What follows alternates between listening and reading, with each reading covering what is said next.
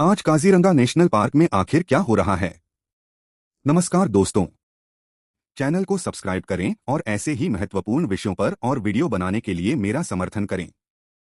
इस वीडियो में हम भारत के पूर्वोत्तर राज्य असम की ओर चलेंगे, उस जगह की ओर जो दुनिया के सबसे महत्वपूर्ण वन्यजीव क्षेत्रों में से एक है, काजीरंगा नेशनल पार्क और टाइगर रिजर्व। काजीरंगा का विशाल क्षेत्र ब्रह्मपुत्र नदी के बाढ़ क्षेत्र में फैला हुआ है और इसका प्राकृतिक परिदृश्य कार्बी आंगलों की पहाड़ियों से जुड़ा हुआ है। आज काजीरंगा के अधिसूचित क्षेत्र गोलाघाट, नागाम, सोनितपुर और बिस्वनाथ सहित कई जिलों तक फैले हुए हैं। लेकिन काजीरंगा सिर्फ ऐसा जंगल नहीं है जिसके चारों ओर सड़कें और गांव बसे हुए हैं। यह एक बहुत बड़े पारिस्थितिक तंत्र का हिस्सा है, जहां जानवर घास के मैदानों, आर्द्र भूमियों और पहाड़ी इलाकों के बीच लगातार आवाजाही करते हैं। तो आखिर काजीरंगा इतना प्रसिद्ध क्यों है? क्योंकि यह दुनिया में एक सींग वाले भारतीय गैंडे यानी ग्रेटर वन हॉर्न राइनोसरस के सबसे महत्वपूर्ण प्राकृतिक ठिकानों में से एक है। लेकिन काजीरंगा सिर्फ गैंडों के लिए ही प्रसिद्ध नहीं है।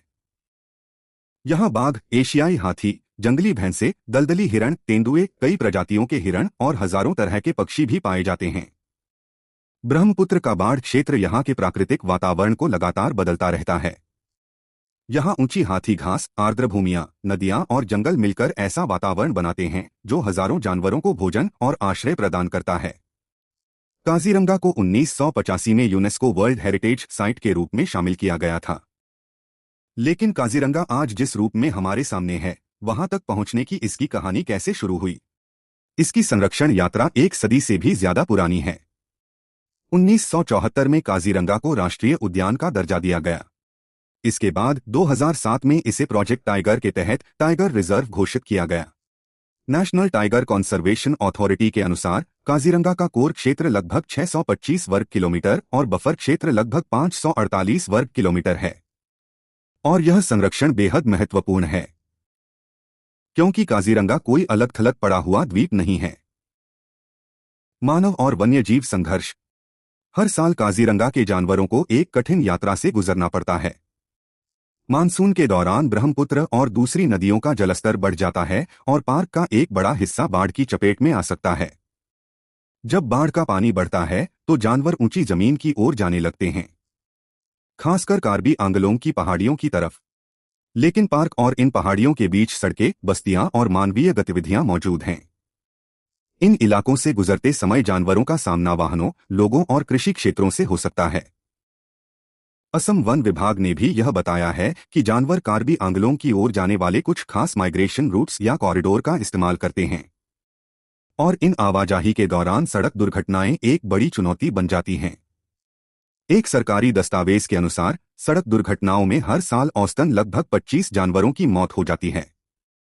इसलिए मानव वन्यजीव संघर्ष का मतलब सिर्फ यह नहीं है कि जानवर इंसानी इलाकों में घुस रहे हैं। अक्सर इसकी असली वजह यह है कि इंसान और वन्यजीव एक ऐसे परिदृश्य को साझा कर रहे हैं जहां इंसानी गतिविधियां लगातार बढ़ रही हैं। 10 किलोमीटर का इको सेंसिटिव जोन।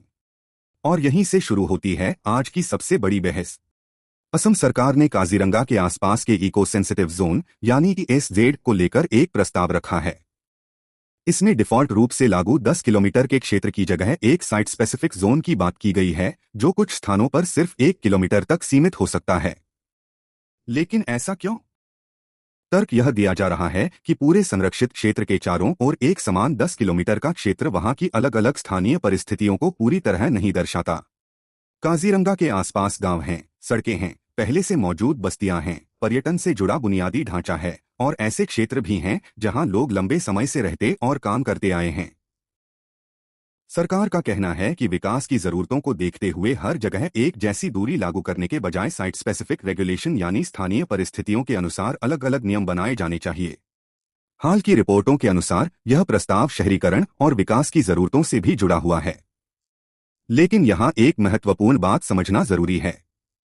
ESZ को कम करने का प्रस्ताव और यह कहना कि 10 किलोमीटर का संरक्षण क्षेत्र पूरी तरह खत्म हो चुका है, दो अलग अलग बातें हैं। फिलहाल असम के मुख्यमंत्री ने कहा है कि जब तक साइट स्पेसिफिक ESZ का प्रस्ताव आधिकारिक रूप से अधिसूचित नहीं हो जाता, तब तक 10 किलोमीटर का मौजूदा डिफॉल्ट बफर जारी रहेगा। और यहीं से यह बहस और भी जटिल हो जाती है। विकास के समर्थकों का तर्क है कि काजीरंगा के आसपास रहने वाले लोगों को भी सड़कें, व्यवसाय, पर्यटन सुविधाएं और रोजगार के अवसर चाहिए। वहीं संरक्षणवादी कहते हैं कि पार्क के बाहर का क्षेत्र कोई खाली जमीन नहीं है। वहां wild life corridors, feeding areas, migration routes और ऐसे प्राकृतिक रास्ते हो सकते हैं जिन पर जानवर अपने अस्तित्व के लिए निर्भर करते हैं।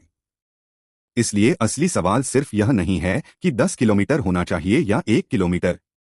बड़ा सवाल यह है कि वन्यजीव वास्तव में किन क्षेत्रों से होकर गुजरते हैं और उनके जीवित रहने के लिए कितनी जगह जरूरी है। लेकिन इसका मतलब यह जरूर है कि विकास की योजना बनाते समय सावधानी और भी ज्यादा जरूरी हो जाती है।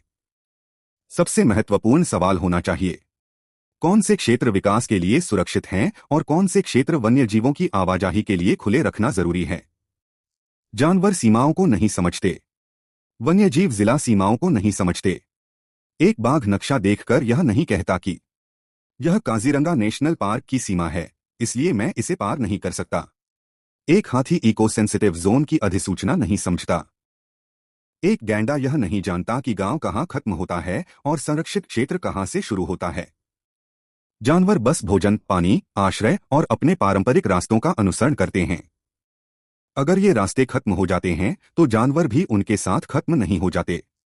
वे दूसरे रास्ते तलाशते हैं और ये नए रास्ते उन्हें सीधे इंसानी बस्तियों, खेतों, सड़कों और शहरों तक ले जा सकते हैं।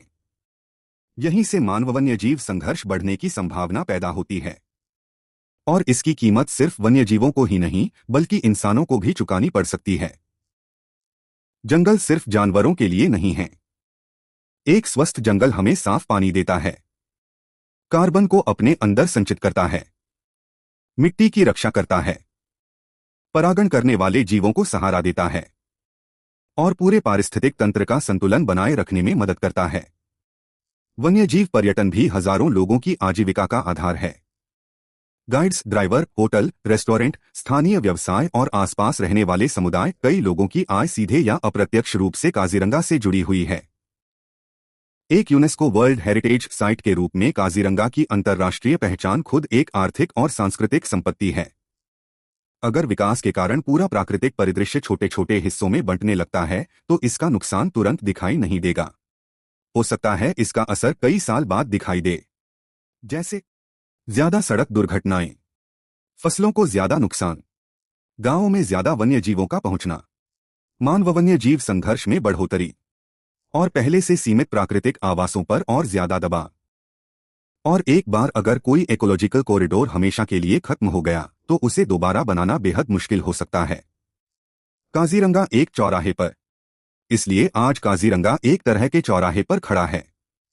एक तरफ है विकास, पर्यटन, बुनियादी ढांचा, निवेश और लोगों की आजीविका, और दूसरी तरफ है एक ऐसा पारिस्थितिक तंत्र जिसे विकसित होने में हजारों साल लगे हैं। लेकिन चुनाव सिर्फ इंसानों और वन्यजीवों के बीच नहीं होना चाहिए। असली चुनौती यह है कि क्या हम ऐसा रास्ता निकाल सकते हैं जहां इंसान भी आगे बढ़े और वन्यजीव भी सुरक्षित रहें। क्योंकि काजीरंगा को बचाने का मतलब सिर्फ गैंडों और बाघों को बचाना नहीं है। इसका मतलब उस पूरे प्राकृतिक परिदृश्य को बचाना है जो इन जानवरों को उनके भविष्य से जोड़ता है। और अगर आज हम यह संतुलन सही तरीके से नहीं बना पाए तो हो सकता है कि आने वाली पीढ़ियों को हमारे समय में लिए गए फैसलों की कीमत चुकानी पड़े। काजीरंगा सिर्फ एक नेशनल पार्क नहीं है, यह एक जीवित पारिस्थितिक तंत्र है। और इसकी सीमाओं के बाहर क्या होता है, यह आखिरकार यह तय कर सकता है कि इसकी सीमाओं के अंदर क्या बचेगा। अगर आपको यह वीडियो पसंद आया हो तो वीडियो को लाइक करें, चैनल को सब्सक्राइब करें और ऐसे ही महत्वपूर्ण विषयों पर और वीडियो बनाने के लिए मेरा समर्थन करें। मिलते हैं अगले वीडियो में। तब तक के लिए नमस्कार और धन्यवाद।